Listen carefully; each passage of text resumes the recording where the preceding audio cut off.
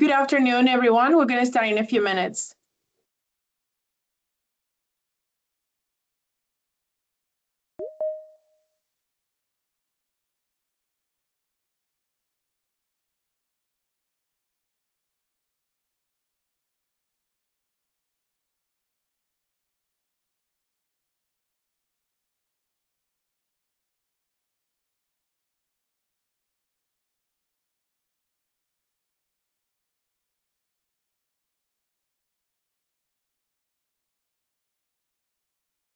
Good afternoon, everyone, and welcome. My name is Maribel Feliciano. I'm the director with the Broward County Office of Economic and Small Business Development, or OESBD for short.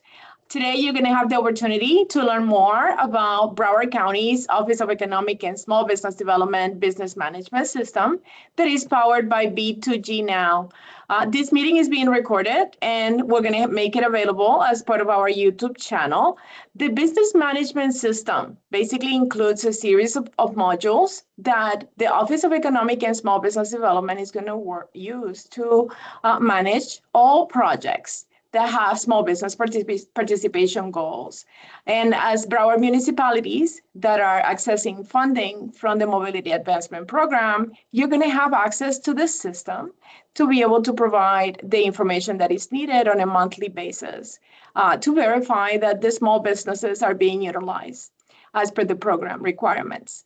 The BMS, we use it, the acronym BMS Business Management System, has a lot of other functionalities as well. Our small businesses are going to be able to get certified as part of the BMS for our local certification program. They're also going to be able to get certified as part of the federal certification program with the U.S. Department of Transportation. Primes and our municipalities are going to have the ability to submit information related to payments and monthly utilization reports. And for our airport concessions, we'll also have modules that would allow our staff and our primes to provide reports on a monthly basis to ensure that we're also complying with the requirements for the federal programs. The new BMS system is going to go live on January 26th. And the training sessions, as I mentioned, are all going to be recorded, and they're going to be available on our YouTube channel, which is going to allow you to refer back to those sessions if you have any questions. However, I want all of you to know that our staff is here available to provide assistance. Our small business staff from the Mobility Advancement Program is here to provide assistance. If you have any questions about the system, if you have any questions about the information that is being requested, you can call our office and we'll be glad to provide technical assistance. The BMS is powered by B2G Now, and B2G Now staff is also available to provide technical assistance associated with the system functionalities, etc. So again, we're really looking forward to continuing our collaboration with our Broward municipalities as we continue to advance our Mobility Advancement Program. And we are really glad to share with you this new system that is going to provide our ability to work with you closely, to monitor these projects, to ensure that there's prompt payment to our certified small businesses, and that all the information is all being tracked and compiled in one system. So we want to thank you for joining us today. And now it is my pleasure to proceed with the training. Want to make sure you're aware that you can provide, we're going to have a live Q&A session at the end of the training where you will have the opportunity to ask any questions. We're going to have our small business manager, Donna Ann Knapp, and we're going to have Andrew from our B2G Now system. They're both going to be available to answer questions at the end of our training. So now it's my pleasure to proceed with our training for today. Thank you. This is the introduction to the system, to the B2G Now system, training for vendors. This training is for new users that can benefit from additional guidance on the mechanics of how this system works. Thank you again for joining. B2G Now is a worldwide compliance software utilized by over 400 organizations, including state agencies, cities, school districts, and even Broward County. Our customers use B2G Now system to track subcontractor utilization, certification, pre-qualification registrations, and more. You have joined this class and in watching this session because you're working with one or more of our clients and are seeking to learn more about navigating the system. Broward County exclusively utilized B2G Now for some of these functions. You may also be familiar with these functions with other areas or other agencies that utilize this system in the state of Florida. This session is intended for vendors who already know. So you're working with Broward County. You can utilize some of the features that you're going to learn today for those other agencies that you work with in the B2G Now system. It's all a joint system, and we'll talk about what some things you want to consider as your system is set up, and also what's common between those different areas. Today in this session, we will not speak on how to find bids for this agency. We will show you if you utilize, if you happen to find it where you can see that information for agencies that do utilize bids, but you'll want to utilize Broward County's standard mechanism for finding bids. From here, we're going to show you a live demonstration utilizing our test site and system. Today we're going to talk about just general information, account lookup, show you how to look up your account. If you've done any work in B2G Now, chances are you already have a username and password. So we'll show you how to look that up. We'll show you how to request a password reminder. I'll also show you how to add a new user and how to manage your users in your profile. We'll talk about your dashboard, your home page, navigating, so viewing, searching, settings, that general location where you can see everything about your contracts, your certifications, all across the nation. We'll talk about your profile and then ways that you can get help in the B2G Now system. Accounts are created in the system through multiple means. For example, the agency or Broward County can create your account for your contract utilization reporting, the concessions reporting, utilization plan, etc. In some cases, you can create your own account for specific reasons like the online application if you're coming to be certified. Just keep in mind the URL for each agency that you're working with will be unique, and you'll need to know that information before it gets started. Broward County will share that information with you related to their system.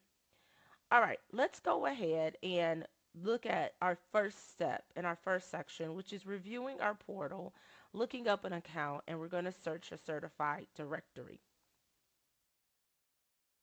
You will start your journey with B2G Now through the public portal page. Each of these portal pages look very similar to this. Any other portal page you'll utilize with B2G Now will look very similar. In the top left corner, you will see the logo of the agency. So in this one, we're seeing Broward County's logo.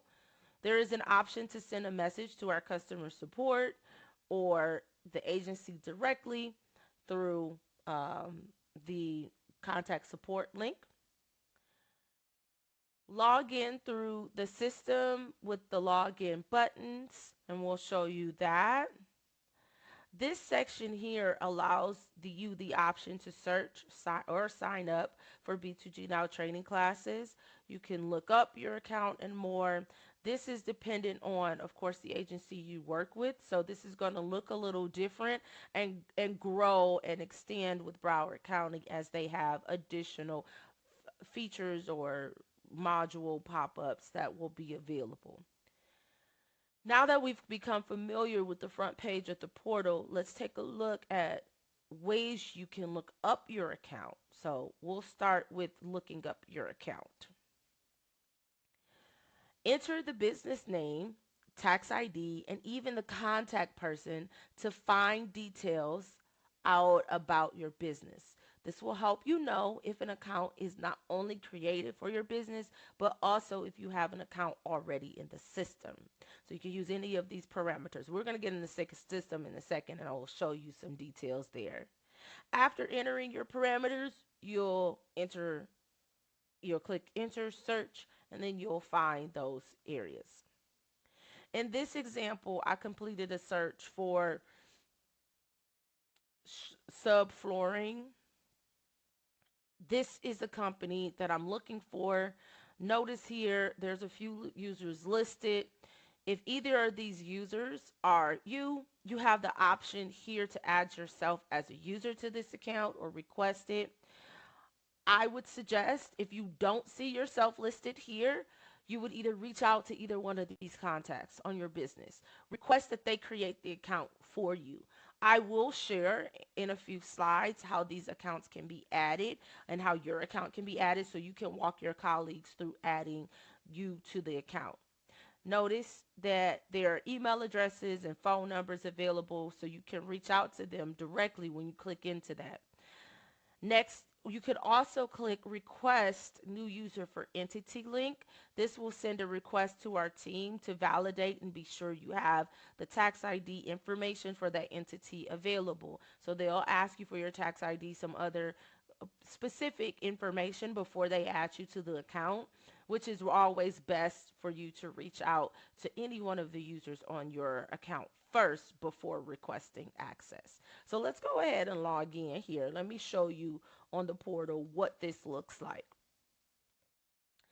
Okay, so again, this is your portal. You have the access. You see the logo here. You have the contact and support here that's available. So if you click on that, you can reach out to our support. There'll also be contact information for the agency directly. So if you have questions, you can reach out to them directly as well here. Here in the center is the login. You will always choose the vendor login button. When you click on that, you'll be presented with the username and password. This username and password, again, is predefined and identified. If you already have a B2G Now system user account, you would just use this same user ID and password. So if you've worked with any other agencies in the Florida area that have a similar account, try using the same username and password. If you forgot your password, you can look it up by going here to look up your password, or you look up your account, or you can click here if you forgot your password. Okay, let's go ahead and see what it's like to look up the account. So again, if you want to look up your account, there's some information here that gives you clearance or clarity. We've also got these quick videos that you can use to help you look up the account, get logged in, so you can see even more help articles and videos. Here we're going to do a quick search. Okay, so if you just have the business name, you can type that business name in here. If you do have their tax ID, you can also search it here. I would definitely suggest, if you don't see your company, maybe using multiple searches, and if you still don't, then you probably don't have an account created for you on your behalf. Remember, there are a couple of ways in which those accounts can be created. They can be created by the agency through them creating records for you, or they could be created by you applying for certification. And it doesn't matter which agency. So if you've worked with other agencies in the Florida area, you could have an account created for you. So it's always best to come here and look it up. All right. So I put in my business name. I'm going to click on search here and see if I find any details or parameters, and I do. Okay, so I see my business subflooring, and then I can see here there is a few users on this account that's available. All right, so if I select, let's say Lucy was one of the people or was myself, and I didn't realize I had an account, I can just click on Lucy, make sure that my email is correct and my phone number information. So that looks correct for me.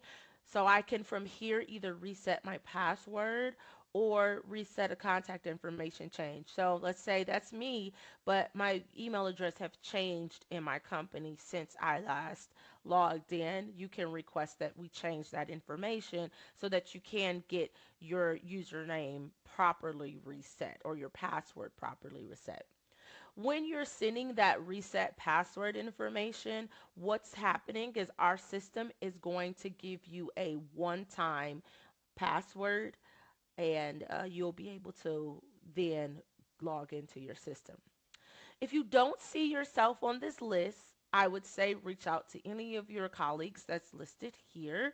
So I know Kyra Nolan tests very well, and so I am going to reach out to her to help me out or test me. I know them very well, so I'm going to reach out to them to have them add me as a user on the account. So those are definitely ways that you can reach out. Now, if you don't have that information, you can come here to request for entity information, and we'll ask you again. You'll need to fill this out. You'll need to fill out your tax ID, and we'll do a confirmation, and you'll acknowledge, and we'll make sure you get added there. Okay, or ask questions if we need to. So that's one way that you can look up your account. You also have access down here. If we scroll down a little bit, there's this account access section here as well. You can click on forgot password or account lookup in either of these areas. Again, if you forgot your password, you know your username now and you forgot your password, you just enter your email address here in this box, and then we'll send you a link to reset your password. As it says here, it lasts for 30 minutes. It's a pretty straightforward process to complete. Another important feature about the portal page is the searching for certified vendors in the directory.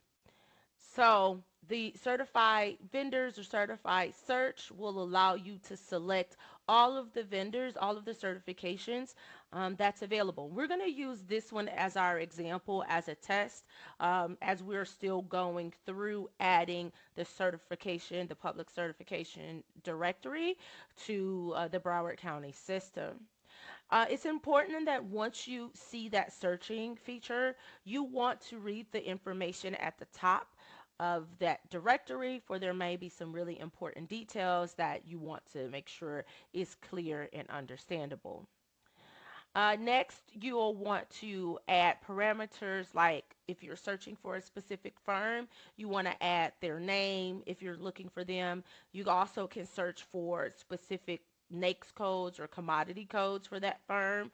You can also search for firms within a certain geographical distance. This is really helpful and important when searching for certified businesses for the purposes of doing work with you and counting towards goal, or even just utilizing businesses that have put themselves out there that's ready and willing and able to do work with Broward County or any of the other areas in the region.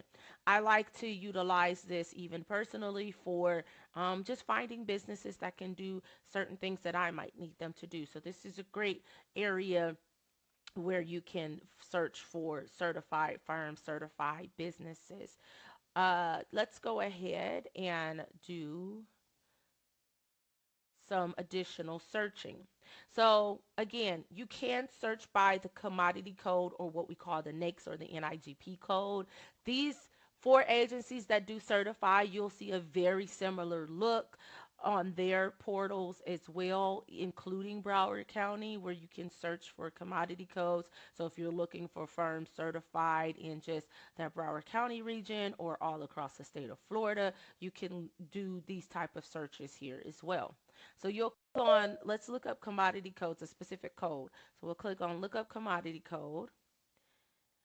This will pop out a little box for us to type either search for a specific code, so we can type in a number here and search for a specific code, or we can browse a code. Okay. And you'll use that as your features. If I clicked on search here, notice I put in this little code, and here it's giving me the list of codes that's associated. And so I can add that to my next code search and then just click on finish. All right, so notice up here, I've added that code in this red box here, and I want to search for all of the firms that have this code attached to their certification, or they've been certified in this specific code. All right, once you complete that and do finish, you'll have a list of codes that's available. Okay, so this is an example of one of the Florida agencies that have multiple certifications, in which they do searches or they have codes for. And so I did this one as a poured concrete foundation structure contractor, and this is the list that it gave me. So you can go down this list. You can, in some cases, you can download the search results here for the firms that are found with that specific code attached to it. You can also, if you click on the certification itself, you click on that link and you'll see the details, their phone number, their email address, even sometimes the address that you can reach out to that firm.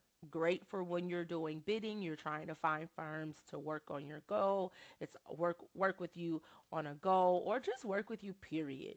Like, this is a great time, to work with firms and find firms so that you can work with them and do business with them as well.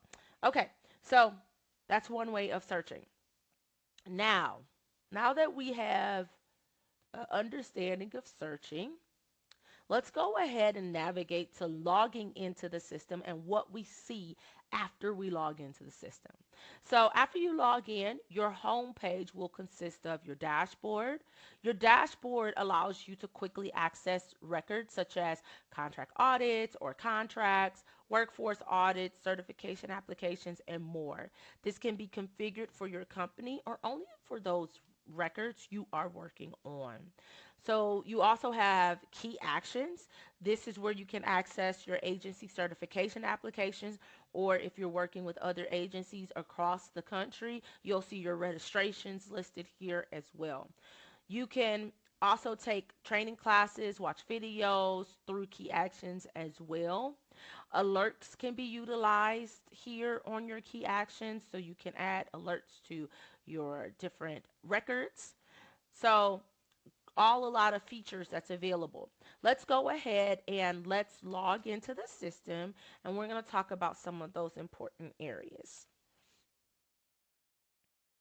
Okay, so I'm logged in here as a vendor, and from here I can see again my dashboard. There's your dashboard. You can edit the display of the records by selecting either your company or those records that's only assigned to you. So that's one way that you can configure that dashboard for yourself.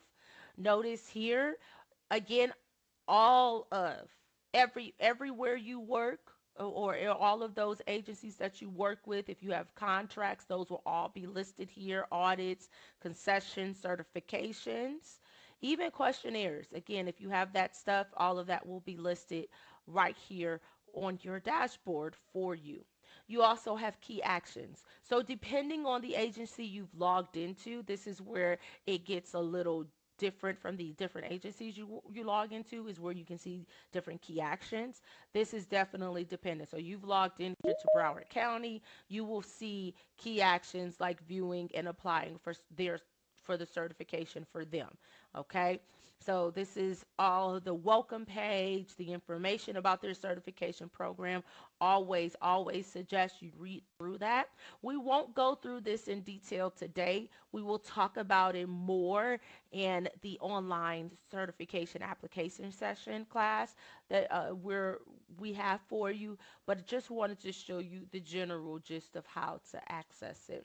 And then you also can take additional standard training classes with B2G Now and watch B2G Now specific training videos as well. All right.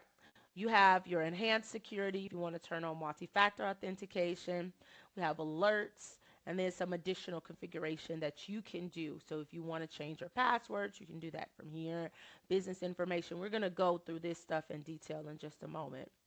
There's also system news here, so there's something important for you to know. You'll see that information here as well. And then you have all of our learning resources and everything here on your dashboard. So your home page have a lot of key features associated.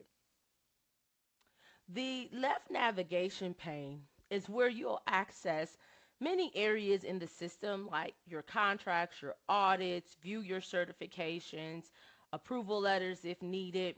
We have a bunch of other products available that you can see as well here on your view your certifications. The system allows you to search for other vendors, other certified firms within the organization as well that you're logged into. So this search is very similar to what we did on the portal. It's just a little bit more flexibility and information. So we're going to go back into the system, and I want to navigate some of the options on the left navigation pane and show you where you can see or what information you can see from there. All right. All right. So we're here, left navigation pane. Again, you have your home. So if you get turned around, you can always click on this home button and it'll take you back to your home page. Let's click on view here. If I click on view, I can see all of my things. All of my certifications, contracts, audits, workforce, concessions, utilization plans, reviews, questionnaires, bid solicitations, prevailing wage, favorite vendors. Again, this is all information here that is related to every single agency that you would work with that utilizes B2G now. We're going to focus mostly on the Broward County areas that you will want to utilize most and that you'll have more work in doing with Broward County. So if I click on view my contracts here, it'll take me to a list of contracts that's available for me. Okay, I can see my assignment type. Assignment type just means whether you're a prime, a sub, or a subprime. So each one have different roles. You also see the organizations. So if you have work for Broward County currently, you'll see them listed here. So you can just look at your Broward County assignments or listings. I have some with Miami-Dade here, and so I can see those listings, that listing specifically, or just click on all. You can see based on the status, so you may want to only see those that are open here in the list, and then also we allow you to limit the contract title by alphabet. Okay, and then you can change the contact person, or you can look at the contact person that's assigned. This is that same list that we saw outside of the system when we were doing a little test there. All right, and then do some additional filters. Now, we're not going to get in detail about the contract compliance and the reporting in this session. There is another session that we have that we're going to go deeper into, like how to report the payments. But this is really important to remember when you are looking for specific organization payments and things. This table, you can refresh this table, click these links to refresh the table, or even reset the filters back to base or standard. You can download this entire page. So maybe there's someone in your agency that just wants to see all of the contracts that you have work on across all agencies. You can do a quick download here. It'll download it into an Excel file for you. Okay. And then of course you have your different pages. If you click on view summary, this will summarize all of the contracts value that you have, the pay to date as a prime, as a subcontractor. So this might be something that's useful, again, that you might want to take a screen grab of and put it in some reporting for you personally. All right, same type of look and feel on my contract audits. So one of the big things that you're going to have to do is report audit payments. You can come here to my contract audits to see all of those that are outstanding. and need work, just remember that these statuses are also filterable. So incomplete means that there's work for you to do. Past due is really important to note because those may require some additional intervention by the agency. Again, I will tell you more about this in the next session. So keep in mind of that and making sure that we're reporting our payments and reporting the information. And of course, incomplete or complete means you've done that work and you've completed it. Okay, so that's that audits information. Another one that I like to go over, especially for you all, is my certifications. My certifications lists out the certifications that you currently have. So you'll see here on the current certifications the organization that you're certified with. All right, that's really important to take note and view. Again, this is a shared system so you can see, and we keep it all in one place for you so you don't have to remember 30 different passwords. So if you're certified with one organization and another one that's using B2G now, you just remember one password and you can see all of that there, all of that information here. What I like to point out here is for your certifications, you can add alert dates for yourself to remind you when to come and renew. For example, if you've got to renew or submit an update. You also have access to quickly log into that certification or into that agency. So let's say you are certified and you notice that your renewal date needs to be, or you need to renew your certification, you can log into that agency really quickly from here. All right. The other thing I want to make note of is the reviewing your certification. Let's scroll down here to the bottom. Here at the bottom, you'll see those certifications that's pending for the agencies that you're working with. In the middle here, you'll see the applications you've submitted. So as you submit applications across agency to agency, you'll see all of their certifications listed here and your status, okay? Status is process complete means they've done their job, the agency have, and your certification is either approved or denied. It really just depends on that status. This here is a great note. If they have questions, if the agency have questions of you, you'll see a response Q&A that's pending. So you'll need to go in and take an action here to respond. Okay. All right. There's another area that I meant to hit. We're going to go ahead and hit it. This is under the current certifications. So I'm currently certified for this, but I want to see my approval letter. Some agencies do have the option to giving you access to that approval letter. This is important, especially if you're going to with the federal programs, if you're going to go and certify in different areas, it's important to be able to access your approval letter. So you can do that by clicking on any of those certified records by clicking view here. Okay, so see here, you have the information about that certification. Now notice we are logged in to Broward County, but this record is not from Broward County. I wanted to just show you an example of what you would even see for Broward County records. So you would see the vendor information here. This would be you as a certified firm, your certification information, so the agency, the type, the effective and renewal dates. You'll also see any contact information listed here. So this could be, your information there, your address. You'll see your business capabilities and all of your NAICS codes, your commodity codes. So if they've entered in a description, a full description of your business capabilities, you'll see that listed here. All of the details, the general data collection of owner, gender, ethnicity, location, and any other additional information that they want to share with you. You'll see that here. This is what I want to show you. Is when we scroll down here, we'll see the letters and certificates that they've provided for you.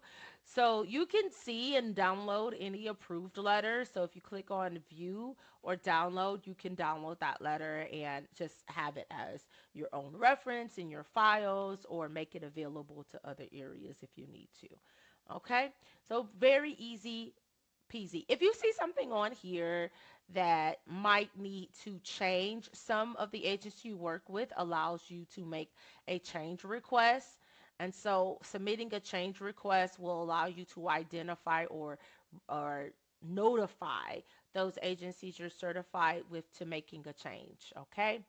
And this is that business information that you can add in. So if you need to update your phone number, your address, just be very careful if you are changing your address that you're still within the agency's parameters of certification. So you want to make sure you follow their rules and requirements there. If you are outside of that jurisdiction, they may require you to make submit a different type of application. So that is how you submit that change notification. Okay, so those are all of the view areas that I wanted to share with you today. Some other areas on this left navigation pane is searching.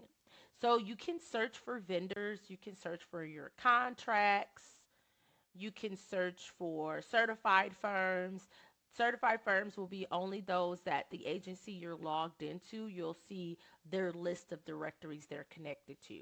So if I click on this search certified vendors, you'll see a search parameters that's very similar to the search parameters that you saw on our public portal. See, notice here you have that commodity code. You also have zip codes that you can search for, or even just the full state or city that you can add searching to. Okay. When you're searching for certified firms, certifications here, you can select specific firms, specific areas. Oh, yeah, we've got Miami-Dade County in here. We've got Greater Orlando Aviation Authority, different agencies that you can do searching for to find firms in that region or that area. Okay. All right. So that's the different searches. So once you do a search, you just click on search and it'll send you to a list of firms. Let's just do one anyway. Let's see what we Broward we're gonna use, and I'm gonna unselect this and I'm going to select just let's use well maybe yeah let's use Greater Orlando. Let's see if there's any firms in the Greater Orlando directory and click on search here. Oh, we don't have any firms that's in that field. Let's remove the word Broward here, and we're gonna still keep Greater Orlando, and it's going to pull in all of those firms that are certified in that area. So just as with the companies um, that we did the search on the portal here, if you click on either their agency and type or click on their business name, it's going to take you to their profile information. So let's use this one as a good example. So if I click on this profile information, notice here I see their email address, their phone number, their fax, their address. I can also quick view their profile. So let's click on quick view of their profile.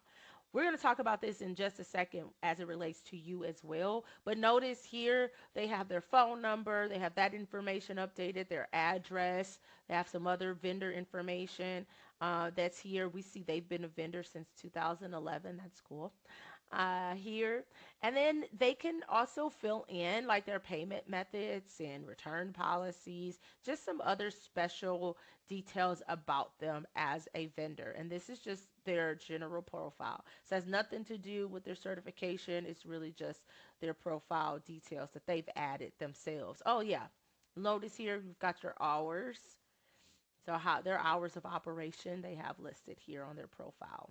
Okay. We also can see in some cases their certifications or business highlights if they've added them. So any certifications that they have, we see that they're certified with GOA here. We don't see their effective renewal date because that's only visible for them, but we do see their certifications.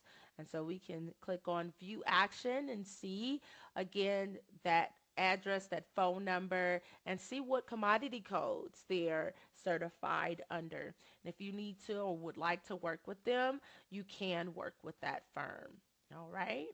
So that is searching for certified vendors. Again, you can search for contracts if you need to, whatever's available there. So as I showed you just a second ago how the vendors have their profiles updated, I want to now show you how you will update your profile so that same type of information is available in your B2G Now system. So you can go to the left navigation pane here, click on settings, and go to general biz info, as well as you can get to this from your home page too. Keeping these items up to date keeps your data fresh.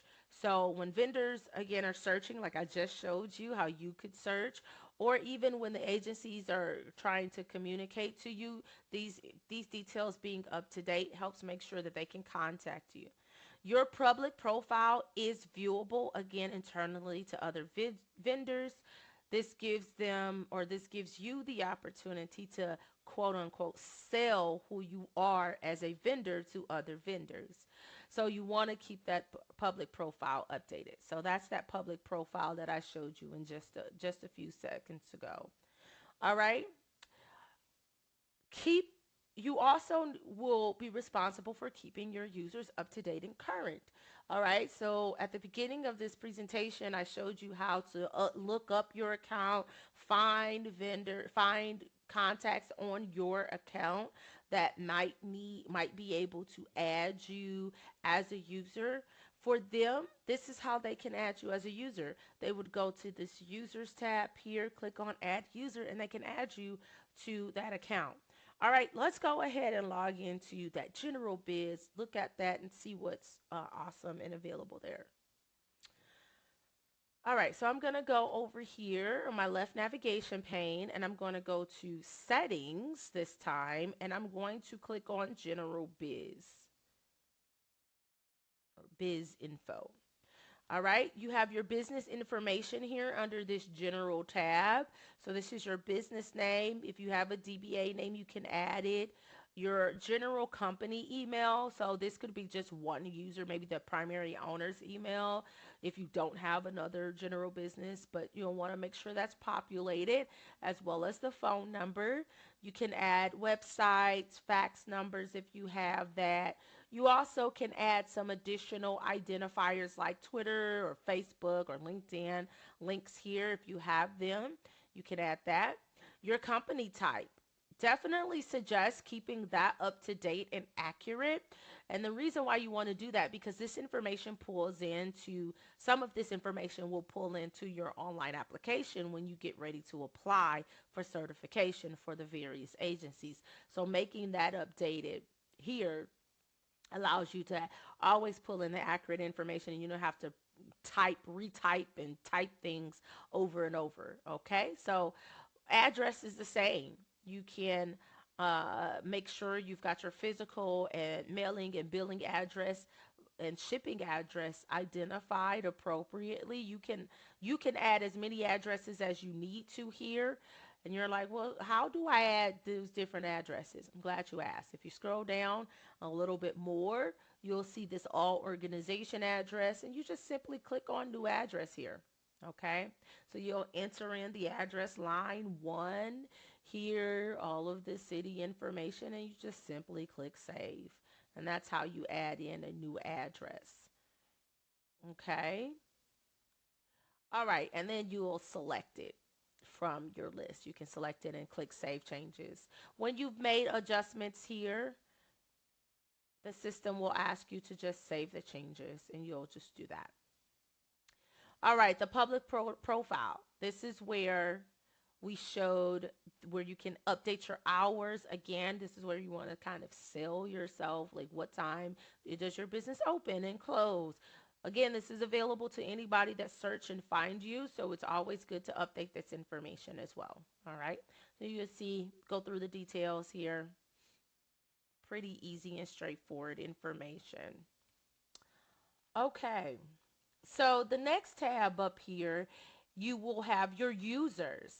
Again, this is where you come to add additional users to this profile. So if someone reaches out to you and say, "Hey, I need to be added to the business profile," you can do that. You can log into your system, come here to settings, go to general biz and click on users. You also could come here and click add users on your under settings. So either place will take you to the users.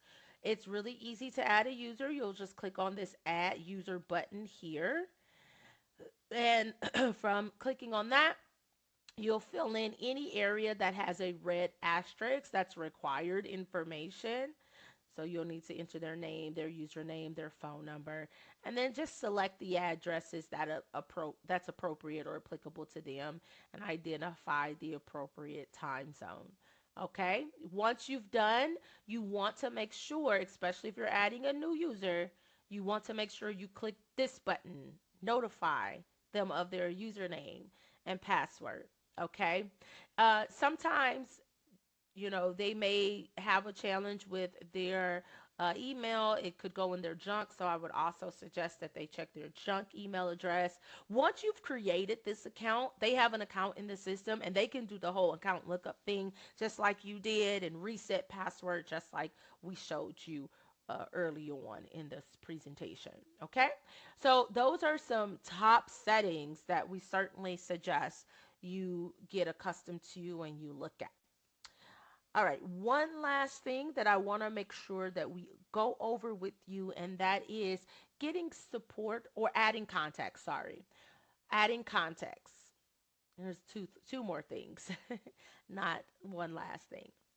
Adding contacts is very important because there may be different users in your agency that report or is responsible for different things. So, Lucy may be your main contact. One person may be your main contact, but then your contracts contact could be somebody different or your utilizations plan contact could be somebody different. So you'll want to make sure that you add them and associate them. If you know that up front, I would suggest first creating their user account and then coming in here and selecting them as as your specific primary contact, okay? You have contacts for all of these areas, certification. You have primary contacts for let's see, sales, invoicing, prevailing wage, if you have that, in insurance risk management, if you have that, or have the requirements to report those things. So make sure you come in here and you update your main contacts. Okay. So those are those areas.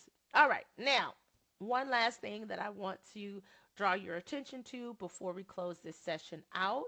There are help and tools here on mostly every screen. If you click on it, you'll see this blue bar at the top. From here, you can contact customer support if you need help. Look at some of our training classes, our standard training classes or videos. You also have access to that information under help and support here.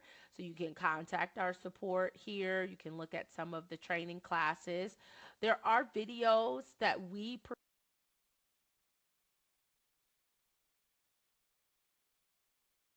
provide.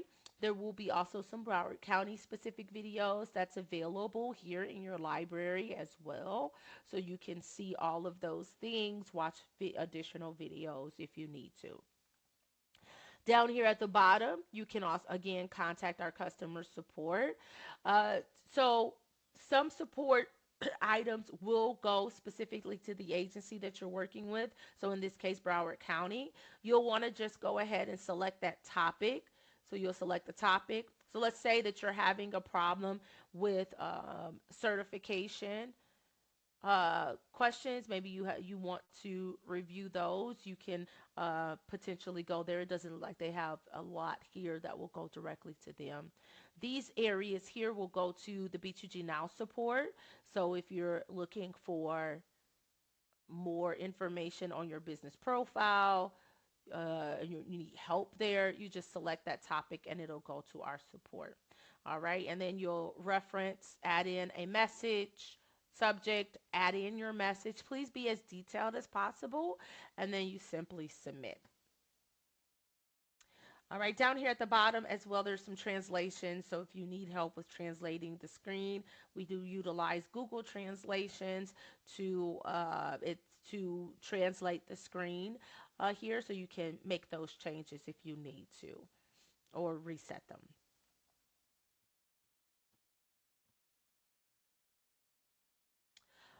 We went through so much, so many areas in which you can get help. You can update your or look up your account information. Remember, from the public portal that Broward County is going to give you, you'll be able to see look up your account, look up your username and password. You can even see if you need to add new users to your account from there.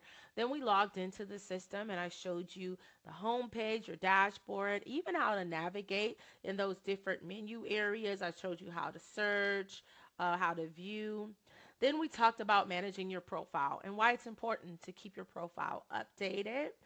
And then lastly, I showed you how to get help. Thank you again for joining this session and hope you have a great rest of your day.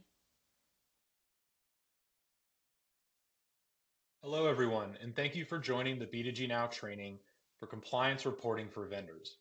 This training is for prime contractors, subcontractors, or subprime vendors looking to report utilization. Before we begin, please ensure your cameras are turned off and your phones are muted.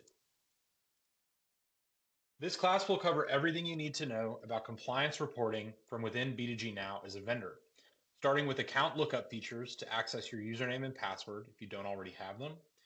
We'll look at account notices that you'll be receiving if you are a prime or sub on a contract that is being monitored within B2G Now.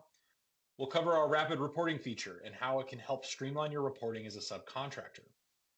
Then we'll dive into the system and walk through reporting actual payments, the messaging features we have to communicate with your subcontractors or Broward compliance officers. We'll look at important dates that you should keep in mind, like audit due dates and lock dates, and how to contact our support team and access additional tools should you encounter any obstacles along the way. If this is your first time using B2G Now, we are a worldwide compliance software utilized by over 400 organizations, including state agencies, cities, school districts, and DOTs. Our customers use the B2G Now system to track subcontractor utilization, certification, pre-qualification, registration, and more. You've likely joined this class because you're working with Broward County and are seeking to learn more about navigating their business management system powered by B2G Now. The system is intended for vendors who have already identified the agencies they intend to do business with or intend to certify with. This class will cover specifically the actions related to reporting compliance utilization as a prime or subcontractor. So for example, if you're working on a new project with a prime and they've asked you to attend this training, you should be aware of the government agency that the prime contractor is contracted with. If you're a certified firm working as a sub to meet the contract goal, you should already be certified or currently in the process of becoming certified. If you've been asked to do work on a project and you are not aware of the details, please be sure to reach out to the contracting agency as soon as possible. Please note that there are 3 points that we will not be going over in this class that I just want to ensure that everyone is reminded of. Unfortunately, we will not be training on how to find bids for agencies, as this is not represented within Broward County's management system. We will not be going through what your next steps would be if you are becoming certified currently, and we will not be providing a list of current B2G Now customers. That said, if you have any questions about these items, please contact our support team and we will be happy to assist you outside of this class. As a quick reminder, businesses may already have accounts with B2G Now, even if you don't specifically. So if you have been asked to report payments and can't remember your username and password, you can request this through the account lookup section on Broward's public portal, or simply use the forgot password section if you know your business's email address but don't know the password. It is a straightforward process, but if you need additional assistance, please be sure to review our Introduction to the System training or contact our support team directly. Once you've logged into the system, you'll be able to take advantage of our contract compliance audit process. Audits do open automatically each month, and Broward County staff will have imported any sort of payments that they have made to their prime contractors on every contract. Primes will be notified by email that these payments have been submitted, at which point they'll need to enter payment data for their subs. Subcontractors will then be notified by email, and they will need to confirm or reject the payment data that's been reported. If they confirm, the audit is complete until the next month. If they reject, the prime and sub will both be notified of a discrepancy via email, and the cycle will begin again. Primes will need to review the discrepancy that subs have submitted and either confirm it or deny it for accuracy.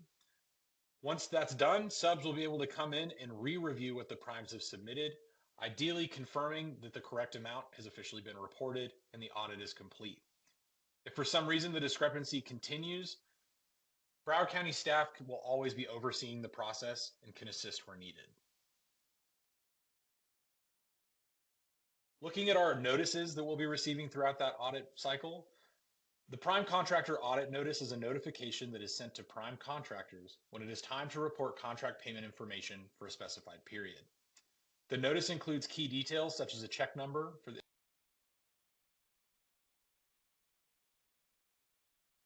as the identifier for the audit, an audit title being a descriptive name for the audit, often including the contract name or number, the reporting month being the month for which payments need to be reported, and this notice aims to ensure that contractors verify their payment records against the system's records for accuracy.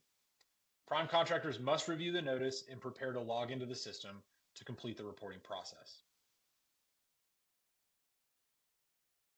The subcontractor audit notice is sent out after payment has been posted in the system. It requires subcontractors to review and confirm the reported payment.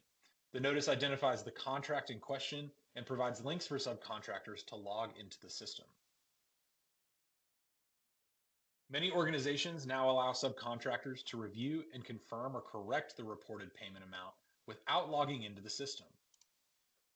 If the notice includes this option, subcontractors can use the audit code and audit PIN provided in the notice. These are embedded alongside a link that allows access to the payment report directly. For those who prefer to log in, the notice also includes a login link located below that code and PIN section. Subcontractors can choose either method to review and respond to the payment report. If you choose to access the payment report via the Rapid Reporting link, you'll be prompted to select one of two options. You can either use Rapid Reporting or log into the system to review and report. If you choose Rapid Reporting, the system will request your audit code and PIN to proceed. You can enter that audit code and PIN as provided in the notice, and while the system may autofill this information, always verify that the fields are correct. If the fields are pre-filled, validate the information before continuing. This ensures the system operates smoothly and avoids errors. If you choose to review the payment report, after entering that code and PIN, the payment report will open. You can review the information carefully and please verify the payment amount and payment receipt date match your records.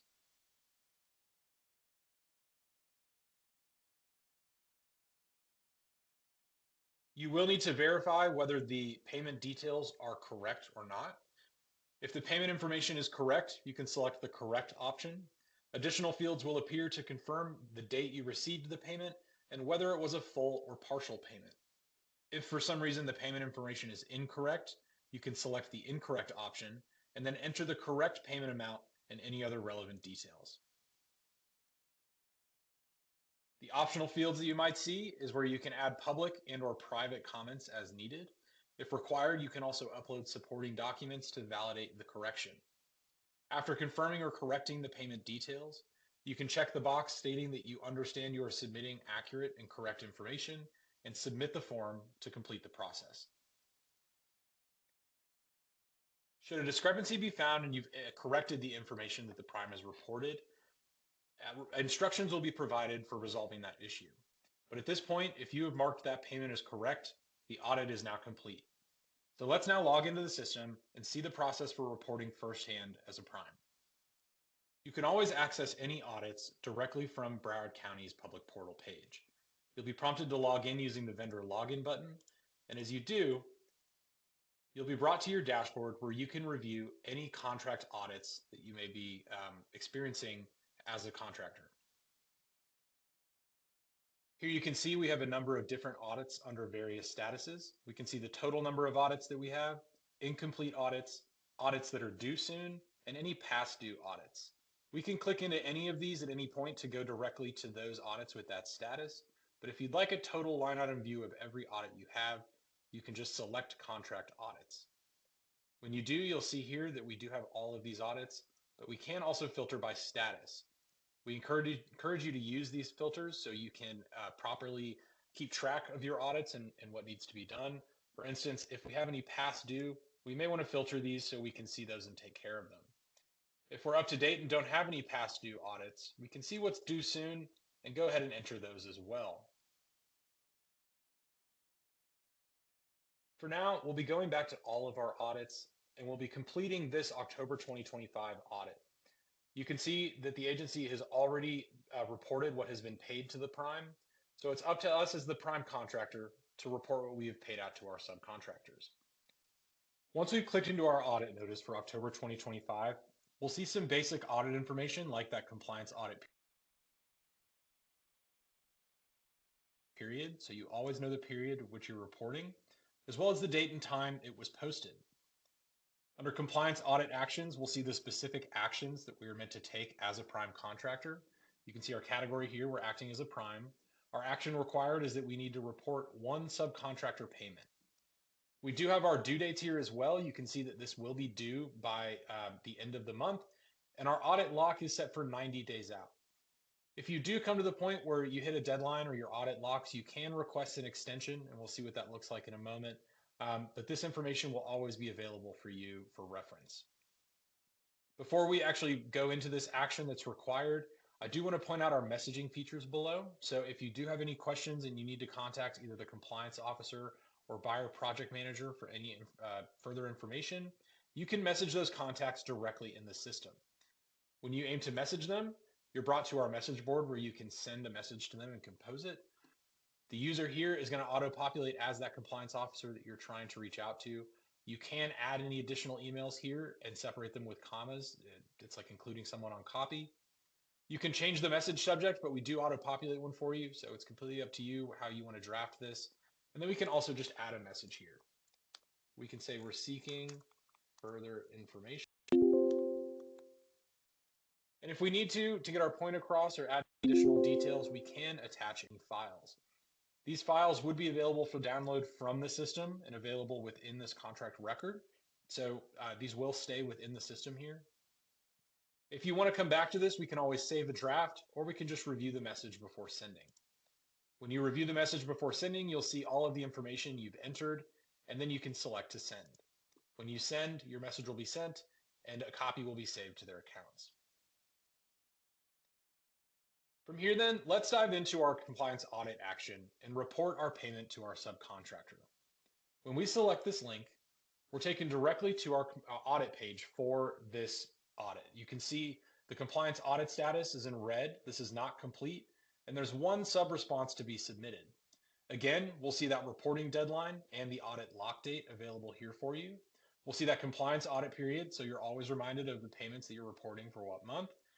The payments to prime and what was submitted as represented from the county, and if this was marked as a final audit or not. You do have the ability to mark this audit as final, but typically this will be marked by the county ahead of time. Our compliance audit summary tracks all audits from up to today in this current audit period. Since we don't have any other audits in the system right now, this is fairly blank and you'd be able to see your payments right here for credit. Further down then, we have our subcontractor payments and where we can report. Here on this contract, we only have one subcontractor, but you would normally see a full list of any of your subcontractors down here. So even though we're seeing one, you may see any number of subs here, but they're all going to be in a comfortable line item view for you. The action we want to take is our submit response piece right here.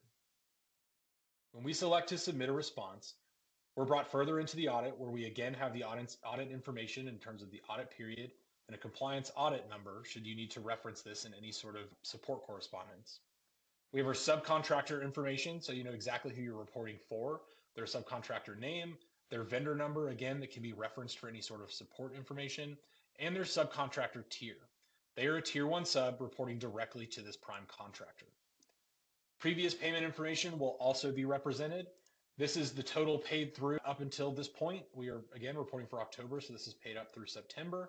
and the amount paid for the last audit. Since the last audit was not reported, it is marked as $0. Audit information below is where you will actually begin to report this information and what you paid to your subs. We can fill in the amount paid for October 2025. Let's go ahead and say we paid $10,000. We can choose the paid date. Since this was in October, we can say they were paid on the 17th of October. We can see if prompt payment was made. So we'll select a choice and prompt payment must be done within 10 days. We can say, yes, the subcontractor was paid within 10 days of this prime contractor being paid by Broward County.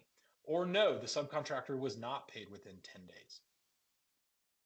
Final payment to the subcontractor can be marked. We can say, yes, this is the last payment and their work is complete, or we can leave it blank if they are needed for future audits. Any sort of payment details can be entered as well. So that could be paid check numbers or amounts for 2025. This information is optional, but will speed up the confirmation process. So it's always encouraged that this information be entered. And this will be visible to the subcontractor that you're reporting on.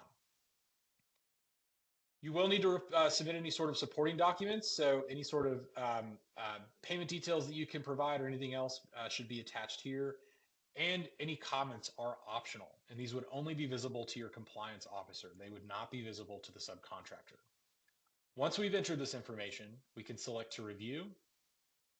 We're given all of that information and the data reported in a comfortable line item view, and then we can select to save. When we select to save, this information has been entered and we can return to the compliance audit. From here, if we scroll back down, you can see now that some payments have been made, so we are tracking fairly well. We can see now we are above our goal, and our for-credit progress has moved from 0 to 10%. Further down in our subcontractor payments, you can see our actions are complete. The payment amount for October 2025 has been reported here, and our pending confirmation by sub is sitting here as well. So now the next step would be to have our subcontractor confirm this payment is correct.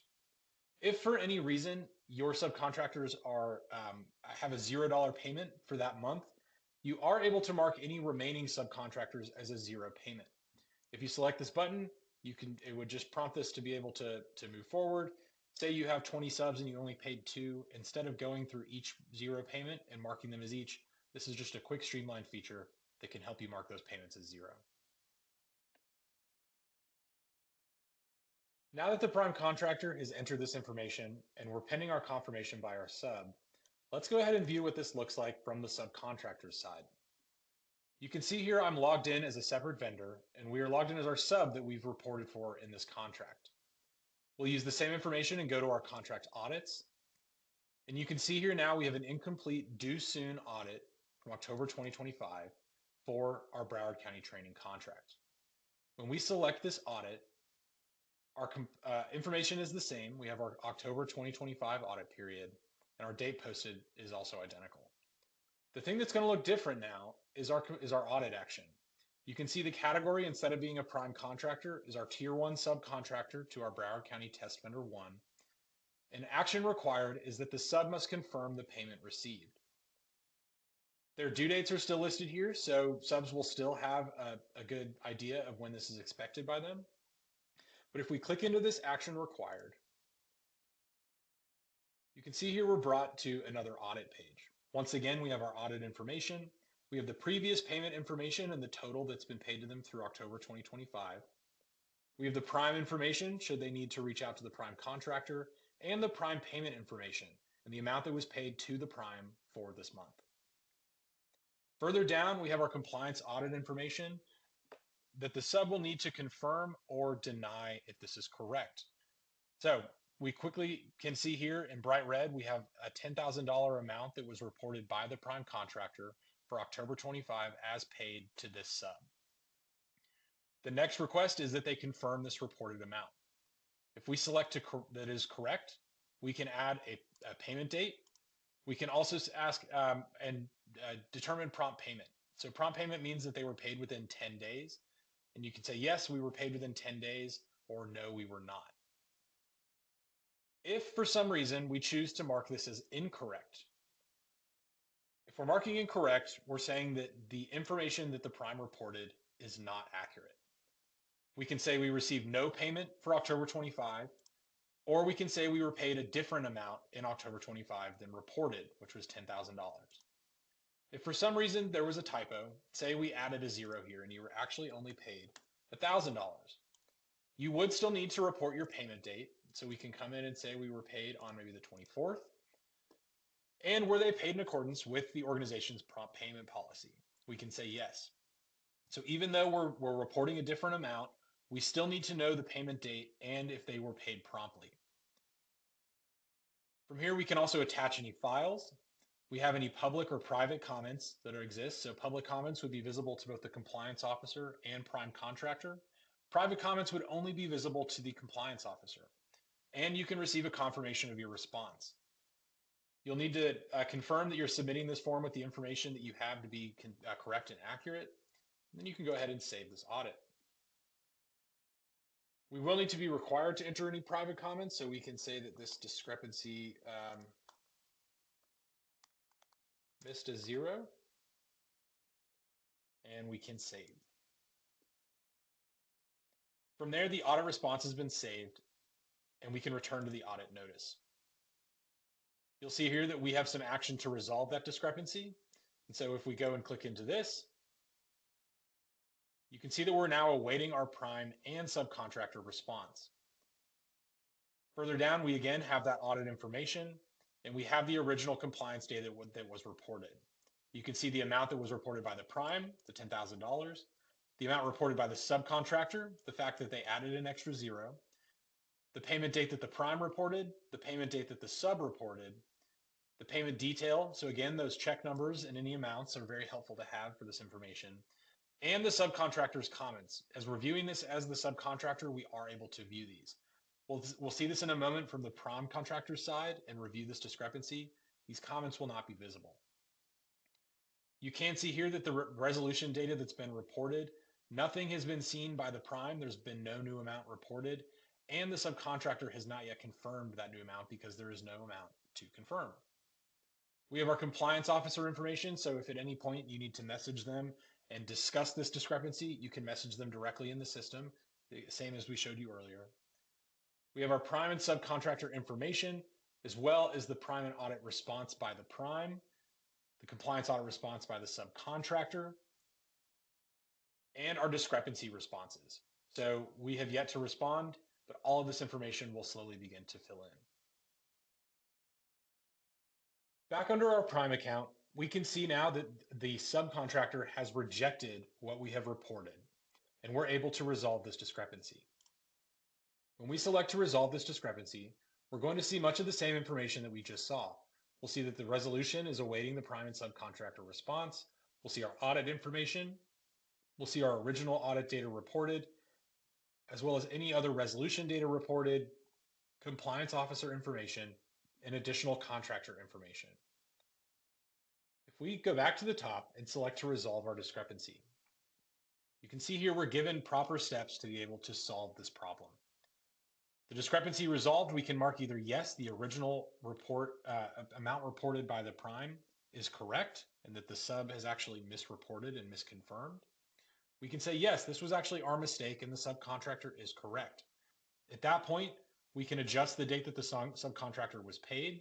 We can go ahead and say maybe they were paid a week later. This was actually done by mistake.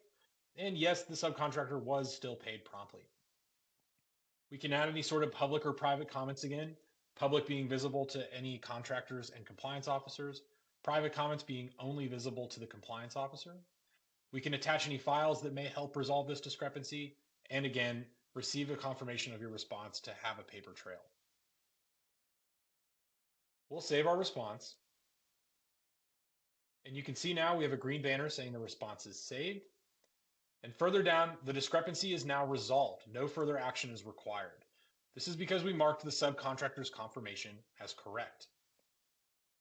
Further down now, under our resolution data reported, we can see there is a new amount reported by the prime that is the $1,000 that the subcontractor had agreed upon and mentioned. The subcontractor is that reported information, and the final amount agreed by both parties is $1,000. You can still message the compliance officer, but they'll be able to see all of this information and have this oversight. We still have our prime and subcontractor information here, so if anyone needs to contact anyone, we can just select the contact information and compose a message.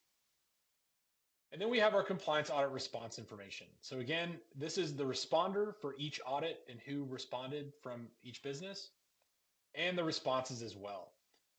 The important part here is the discrepancy response. And we can see here that the responder was auto-resolved from the prime's response and the response date. So we have a full review of information that we can review to make sure that those discrepancies are thoroughly resolved, when they were resolved, and by who.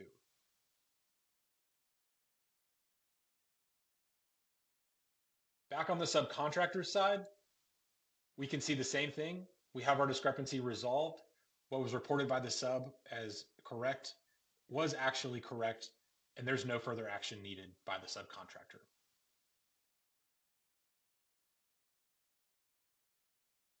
Back in the primes profile, I want to take a moment to review the tabs that we have at the top of the screen. These are going to be your main nodes that you can come through and navigate through a contract record using. Our contract main gives you simple contract information like the title, number, a start and projected end date, as well as the contract value and compliance officer. You can see here we have user assignments, so you are assigned as the prime, and you are able to change your compliance contact people. If they're listed as users in your vendor profile, you're able to select this dropdown and adjust the names if you have any additional primary or secondary users that you'd like to assign to this contract. You have simple buttons to assign and view your subcontractors or a compliance audit list, and we'll see where those can also be accessed from the top of the screen. You also have your contract status and actions. You can see this contract is open. You're able to view the contract. There are no change orders here or any sort of extensions or shortenings that you might have. If you go to view the contract at the top of the page, you have the same thing in a bit more of a comfortable line item view down to the prime contractor information, PM information for additional use, as well as a contract summary and contract goals that you may need to be aware of. Our subcontractors tab will take you to a full list of your subcontractors. You'll be able to see them by name, whether or not they're certified, their current award, the type of subcontractor, whether or not they're included in a goal and which goal they're included in, and whether or not they're being audited for their compliance, and if they're included in those compliance audits that we just reviewed. We can see if final payment has been done, and then we have some additional actions that you're able to take. If you would like to add a tier 2 sub, maybe substitute this subcontractor or remove them fully from this contract, you are able to do so. However, if they are being counted for credit, this process is subject to authorization by Broward County staff. If they're not being tracked for credit and they are not certified subcontractors, you can simply remove them, substitute, or add them at your leisure. But anything that is tracked against the goal will need to be reviewed by staff and by your compliance officer. The compliance audit list pulls in a full list of the audits that may be relevant to this contract. We just completed our October 2025 audit, so you can see here the status says completed. You have an idea of what's been paid to you as the prime contractor, as well as the date that it was posted. You can view any of these audits directly from here. So if you're coming in and submitting audits from past months, it may be easiest to come through and from the audit list, just come through one at a time. And if you view this audit, you can see we're taken directly back to our audit notice page where we can take action from our audits action section. Our compliance audit summary page is again that total contract summary that shows you all of the information for your participation. You can see it tracks all of your payments that are for credit and any sort of for credit goal requirements that you might have. You can see that we are tracking below this goal, but this is a snapshot of these goals. So as you continue to mark your payments, these numbers will adjust. And this is a great place to be able to see if you are meeting any goals or not. From messages, we are able to see any messages that we have sent and shared within the system. If you remember, we did send a message to our compliance officer. We said that we were seeking further information. You're able to view this. You can see the date that it was sent, as well as who it was sent from. Any comments as well can be added, and this is just kind of a catch-all page for any comments that you'd like to add to a record. If you decide to add comments, you can add it as maybe a standard comment, or if you have further follow-up that you'd like to just work through, you can add a comment with a due date, as well as add an alert for this comment. So if you'd like to maybe be alerted about this comment at a certain point to chase up on an item, or if you just want to make a note on the contract record, you're able to do so here. We do also have some reports available for you. The main report being our subcontractor audit response status. This report allows you to see all payments to prime and subcontractors for this contract, and allows you to see them by audit period and subcontractor confirmation status. So you can pull a full report of all confirmations for all audits to see where your gaps are and what you may need to follow up with your subcontractors about. If you have any additional questions or are looking for additional tools, everything can be found under our Help and Support tab on the left-hand side, or up in the right-hand side through Help and Tools on our bookmark. Through Help and Tools, you're able to contact our customer support directly or access our training classes and videos. On the left-hand side, again, you're able to contact support, see our training classes, find our document library or our video library. Under our video library, you can see we have a number of trainings that are available for you. The most applicable here being our contract compliance reporting. But again, we have a number of different items that you're able to use for continued education. Under our training classes, we do have available additional training classes for you. So if you'd like to join any classes, these are run by B2G now and are available for you at any point. You just need to RSVP to them and you'll receive a confirmation email to the registration point that you worked with. If you'd like to contact our support, you can simply add a topic, a message subject, and a message, as well as any sort of attached files for further details. And our support team will reach out to assist you with any other information that you may need to work through. So in summary, and looking at what we've reviewed today, we have looked at how to access your account should your business have a profile, but you're curious about your username and password reminders. We've looked at audit notices for primes and subs, as well as what those look like through logging in or using rapid reporting for subcontractors. We've looked at how we can report payments and walk through the audit process in full to confirm or correct the amount as well. Through that, we've seen the discrepancy process and how we can report and confirm and resolve any sort of discrepancies that may come up. We've looked at how we can send private messages to compliance officers, as well as private messages to subcontractors and public messages for all parties. We've reviewed audit due dates and lock dates and looked at how we can get help as well. So if you encounter any obstacles, you're able to contact support, review any additional tools that B2G now has available for you, or attend further training classes. Thank you for your time today, and we look forward to seeing you in the next class. Hello, everyone, and thank you for joining Utilization Plan Training for Vendors, hosted by B2G Now. This training is for prime contractors, subcontractors, or suppliers for when a utilization plan is required after contract award. Before we begin, please ensure your cameras are turned off and your phones are muted. This training will cover all of the steps in the utilization plan process. We will discuss system notifications you can expect to receive when you're sent a utilization plan by Broward County staff or your prime contractor. We'll cover how to complete and submit a utilization plan, including how to access your plans that are pending submission and fill in plan details. We'll look at how to add subcontractors and confirm your participation as a subcontractor, and any waiver summary details that are also applicable. And finally, we'll navigate plan statuses as you submit and await further information from agency staff.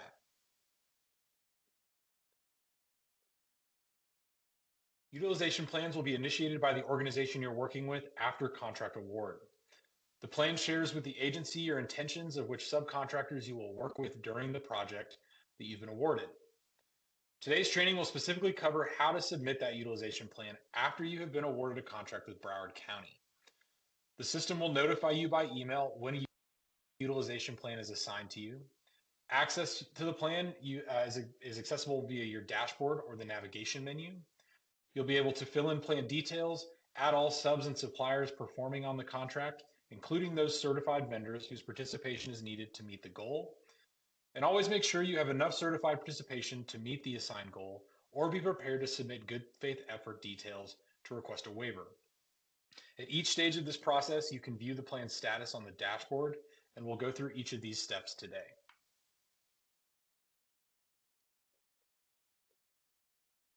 Staff will create the utilization plan and assign it to your company and select the assigned contact from a list of your authorized staff. That assignment can be changed if needed when you are in the record, but staff may also add special instructions for your review, so always pay attention to what is noted here. You'll always also want to check the due date and time, which is going to be included in your plan details, and failure to submit the plan on or before that date and time may cause contract delays, as staff will need time to review your submission. You will be notified by email when a plan has been assigned for you to complete, and you may receive a call from the organization awarding the contract as well. You'll find your utilization plan under the Utilization Plan Pending Submittal Plan on your dashboard, or in the View submenu. You can click on a link to view the plan and follow the prompts. So let's take a moment and dive into the system to see how we can follow the steps and submit a plan.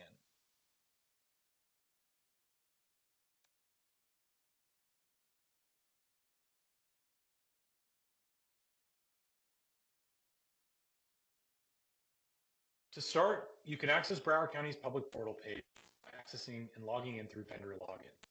You'll need your username and password available, and once you're logged in, you'll be able to see our utilization plans pending submission.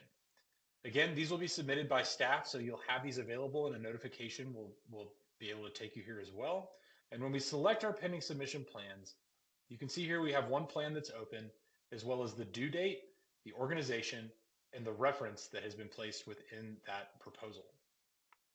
You can always filter by status as time goes on, so you can look at any submitted, pending submitted, or other statuses that we'll get into in a moment, being conditionally approved, returned, resubmitted, approved, or denied plans, as well as several others.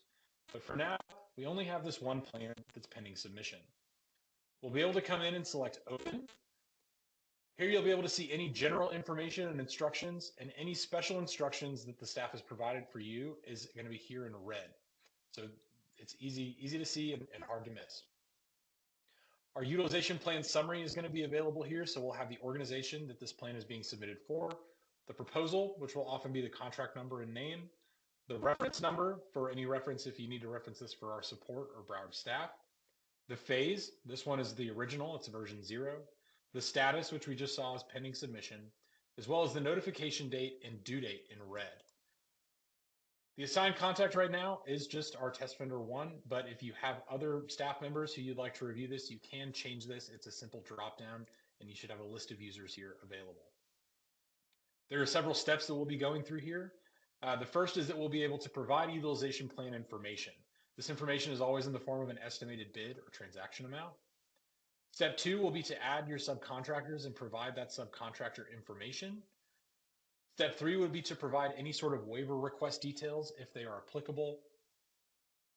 And then we'll finally sign and submit that utilization plan. Starting back at step 1, again, we'll need to enter that estimated bid and transaction amount.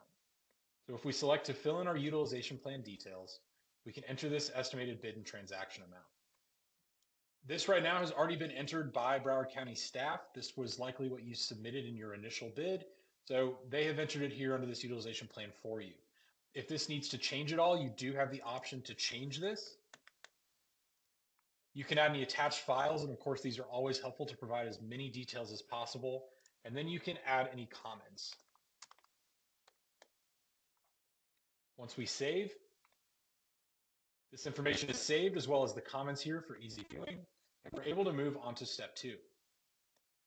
In step 2, we'll be adding any sort of subcontractors that you might be utilizing for this specific contract. We'll be selecting the Add Subcontractor button to begin to fill them in here, and when we do, we're brought to our subcontractor addition page. The first thing we'll want to do is assign a subcontractor, and we'll do that by selecting Get Subcontractor. From here, we have our search parameters that are going to be basic throughout the system. We can search by business name, contact person, city, state, zip code, any sort of address information. The easiest way to go through and submit this will be a system vendor number as well that we can access from the system. So if you can search by it, This is great. Today, though, we're going to be searching just by business name. We'll search for our second test vendor for Broward County, and you can see there's only one business name that comes up. We also have their location and their phone number if you'd like to verify that, and then we can select the vendor. When you select the vendor, you then ask to choose a contact person and address, which you can adjust. And if you don't see them listed here, we do have quick add features where you're able to add a user or address directly into the system. We'll also be able to see their applicable vendor certifications. So we can see that this specific vendor is CBE certified by Broward County. So we'd like to try and make sure that they're being counted towards our CBE goal on this contract. We'll add a proposed amount in percent. So let's go ahead and say by amount, and we're putting in maybe 10,000 here. They are subcontracted to the prime, but of course, if you needed to add lower tiered subs, you could add that as well. We are going to count them towards that CBE goal, as I mentioned, since they are CBE certified. We can also choose their type of participation, whether they're a subcontractor, a supplier for manufacturers, regular dealers, or distributors. We have a venture, a fees and commission broker, trucking and hauling, or brokerage, and a self-performing prime. For now, we'll go and select just a simple subcontractor. And according to this policy, goal participation will be counted at 100%. Some of these are changing and can be different things. So if we choose a supplier, you're able to go ahead and adjust that percentage if you'd like. I believe others, like a supplier distributor, are hard set at 40%. So this is up to you and how we can work with this. Again, we'll stick with a subcontractor and we'll have that at 100%. We'll be able to see the work codes and work description. We'll need to add these. Work codes specifically will pull in any sort of NAICS codes that the county is certified for, or excuse me, not the county, but the firm is certified for with the county. You can see here that this firm is specifically certified for janitorial services. So we'll be able to check this box and assign the selected work code. After we scroll down, you can see here, we have a green check mark. This is a currently assigned work code, and we can go ahead and just put this in to our work description as well. We'll have an estimated start and end date. So we can say maybe we're starting, we'll start today. Our estimated end date, we'll put for a year from now. You can attach any files that you have. You can attach any files that you might like to, just for further information, and add any comments as well that might pertain to this particular subcontractor. For now, though, we have all the information we need, so we'll select to save. Now, scrolling down, we can see that this subcontractor has been added to this utilization plan. You can see they're a first tier sub. They are certified for the certification type and the goal type that we're including them in. They are a subcontractor, and we've committed them to $10,000, which is 20% of our current contract. They are also looking for about 20% of this contract value. So we should be well above the 10% goal that we're met. So we can see here under step 3, we have the goal, our CBE goal is 10%. We've currently established that we have are meeting this goal at 20%, given that we have one subcontractor who is being counted 20% for credit. So we are 10% above the goal. That means that these goals are met. We don't have to enter any sort of waiver information, and we are good to go. Now let's go ahead and change this quickly. If we go back and select to view, and we go back down here, and we select to edit.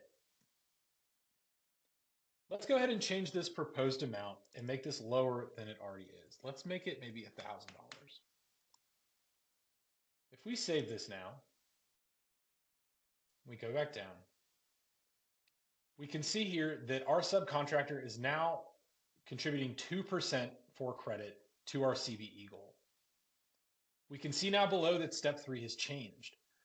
For the 10% CBE goal, we are only hitting that 2% with this one subcontractor. Maybe you've done your due diligence, you've reached out to other vendors. There is a lot of work going on, and the availability from these vendors just doesn't exist. You're unable to source the number of firms that you might need to meet this goal, and that's okay. We're able to attach waiver files to prove that you did put forth good faith and capture that good faith effort. Attaching waiver files is as simple as just selecting this information, and you're able to then drop files in this that will, again, prove that you put forth that effort to try and meet your goal. We want as many details as you can possibly provide within this information. And so if you can Provide, again, as many files as you need or any other information you can.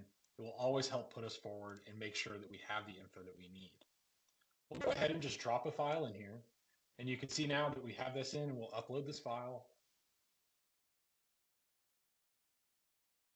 And this file is now attached. And you can continue to drop files in here and attach them. Again, more information is always better. Once this information is in, we would also need to attach any sort of details here. Please, again, be as detailed as possible. These comments are always valuable to staff, and we want to make sure that we are have as much detail up front so we can make a proper determination. So maybe we just say that businesses are not available. Good faith efforts are attached. Now that this is done, we've entered the information to show that our waiver's in, and we can save these waiver details. Scrolling down now, you're able to view, edit, and attach any additional waiver files. You can still maintain this information, and you can see a full list of the attached files here as well. So we have all of the information available. So now that steps 1 through 3 are complete, the last step that we need to do is sign and submit our utilization plan. Before we can do this, we do need our subcontractors to confirm that they are expecting to work on this contract and that they're able to. You can see here under our confirm section that this is still pending for this subcontractor. If you have a number of subcontractors who aren't getting back to you, we are able to send a reminder to them here. And if we select this, you're able to just send a confirmation reminder notice to them that you are still awaiting this information before you can submit. So let's go ahead and jump into the subcontractor side of things and see what it looks like to actually confirm this submission as a sub. Listed subcontractors and suppliers will be notified to confirm the participation scope and award amount that you have listed. This is an example of a notification that is sent to the subcontractor. You can easily access the plan by clicking the link available in the notification and logging into the system. Some organizations only require certified firms to confirm, and others require all subcontractors to confirm.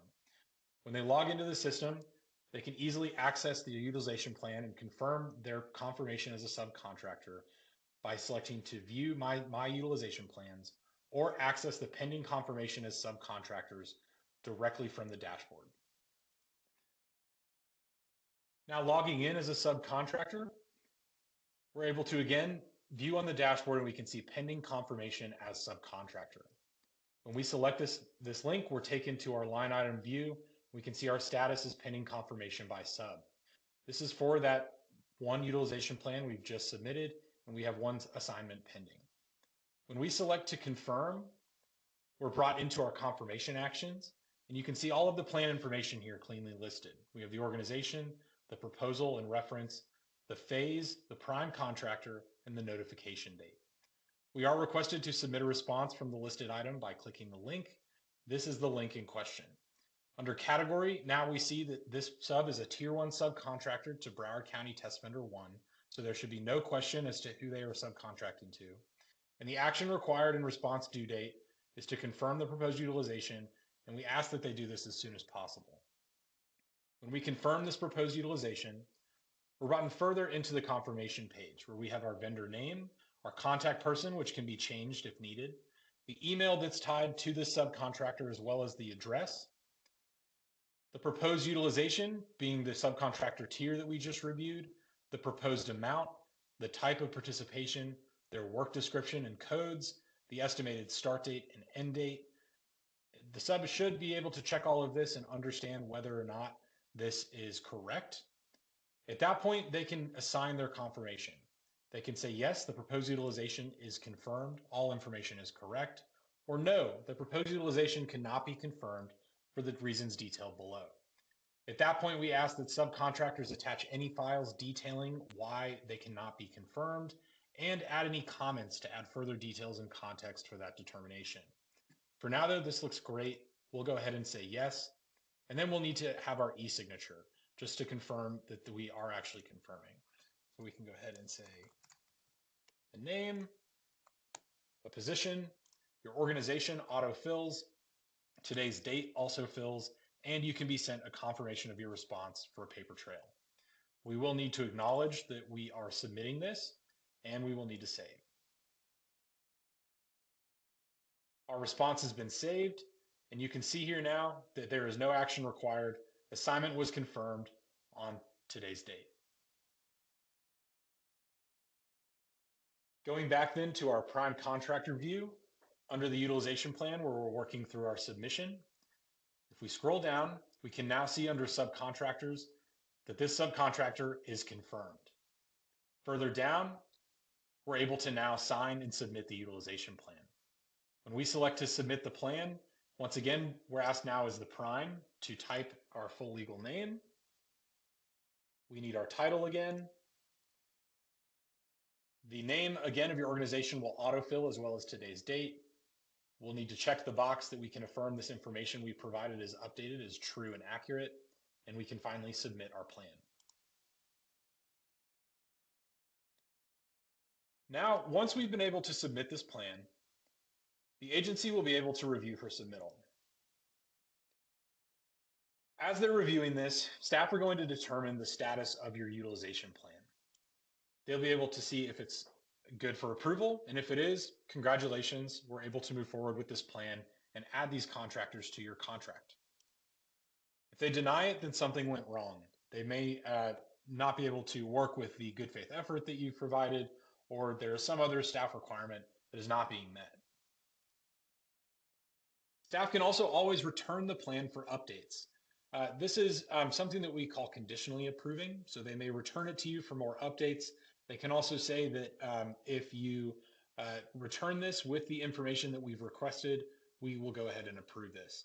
Either way, more work is needed, and staff will detail what work exactly is needed. If that plan is returned to you, you will be advised for the reasons of that action, and then you can always make those needed updates, have those changes done, and resubmit.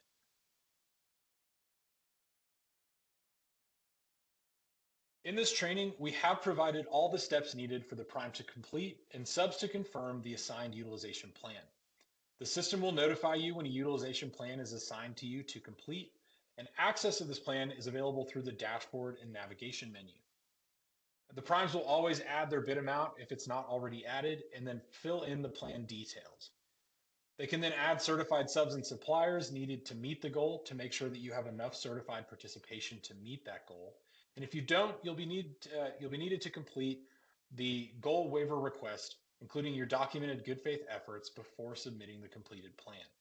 At each stage of this process, you can review the plan's status on the dashboard.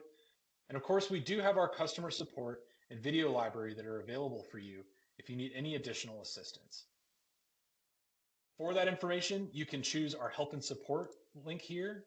We can contact support directly from this page, and you can add any sort of message subject and any details in your message. The system will also take a screenshot of the system page where you've decided to contact support and share this with our team so they have an idea of where you are in the system.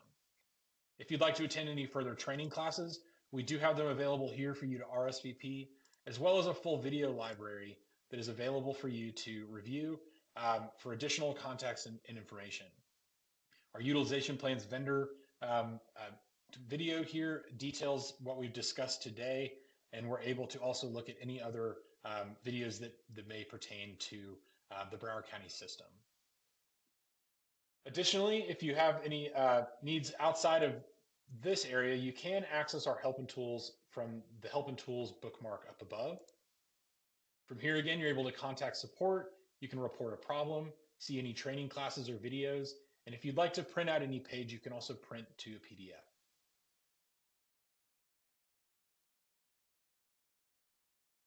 With that, thank you again for your time.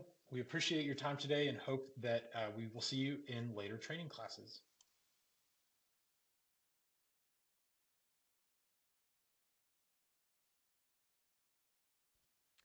This is the introduction to the system, to the B2G Now system, training for vendors.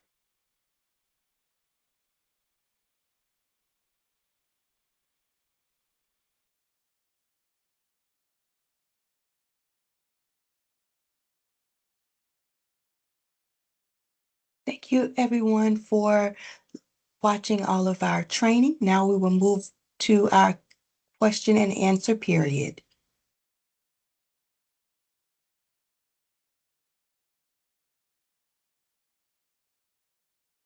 Good afternoon, everyone. Let me set up my chat. You got a lot of information. This is the new system that Broward County's OESBD will be using for compliance and for certification functions. So as it relates to our municipalities, what we'll be doing is you'll be reporting payments to the prime in the system. The primes will be reporting payments they've made to the subs, and they'll both be verifying payments in the system. So there are a lot of new features. It's going to allow for a lot more transparency. So we invite you to put any questions that you may have in the chat, and we'll go ahead and we'll answer those for you. So I'll give you a few minutes, and I'd like to introduce my partner in crime for the question and answers, Andrew Abbey from B2G Now. Hey, Diane, thank you. And thank you everyone for taking your time to attend today. As Diane's mentioned, please drop anything in the chat. I'm happy to answer any technical questions. Diane can handle more program specific items. But yeah, let's see what you have. We'll give it a minute.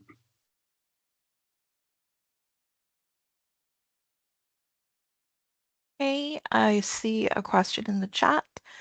Does this apply to capital projects and R&M projects or just capital projects? The answer to that, Casey, is it's going to apply to everything that OESBD has assigned a small business participation goal under our CBE program to. I know there's a more streamlined process right now for the R&M projects where the municipalities get to submit it on this new form where you have multiple projects that are coming up. We're using this post award, so we're going to be tracking any utilization and payments in the BMS system.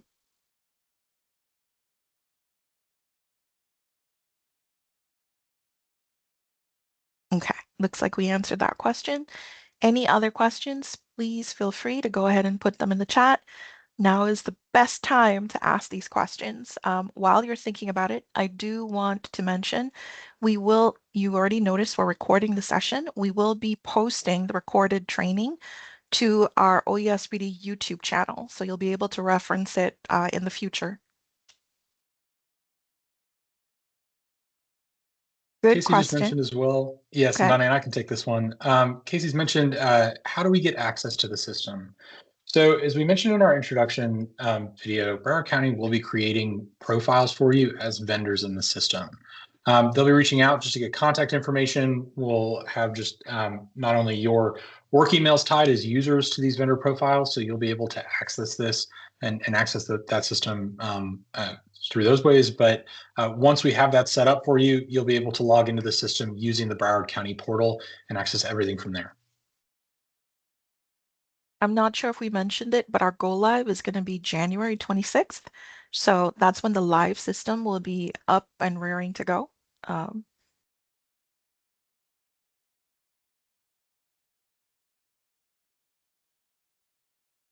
But the training videos will be available after the trainings on our YouTube channel.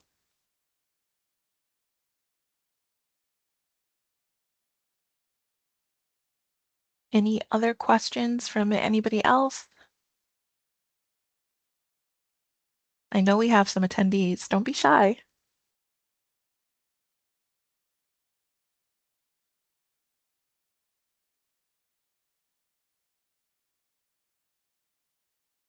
All right, we'll give it a few more seconds.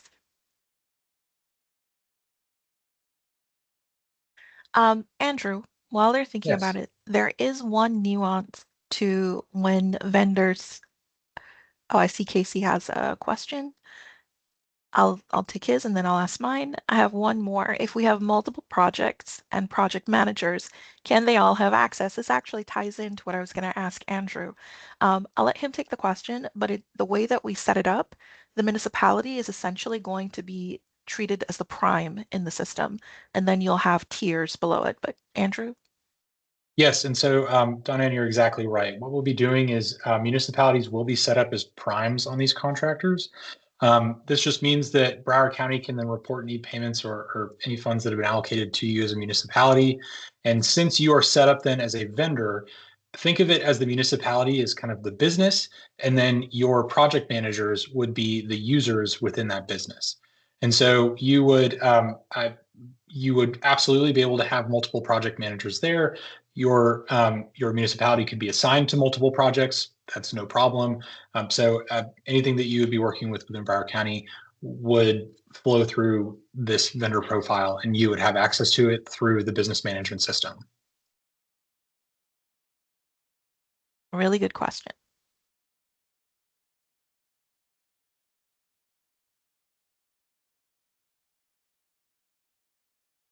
All right, we'll give it a little more time.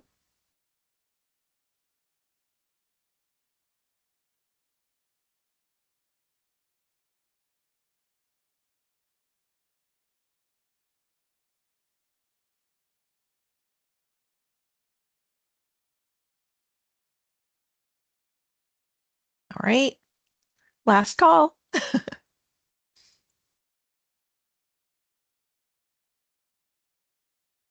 Doesn't look like we have any additional questions. So I'm going very slowly just in case anybody wants to squeeze one in. All right. With that, I'd like to thank everyone for tuning in with us today, joining this training session. We, as I mentioned before, have recorded it, and the recording will be posted to OESBD's YouTube channel. We'll promote that to the group that was invited to the training as well, so you'll have it once it's posted to the channel. And with that, thank you everyone for joining, and have a great day.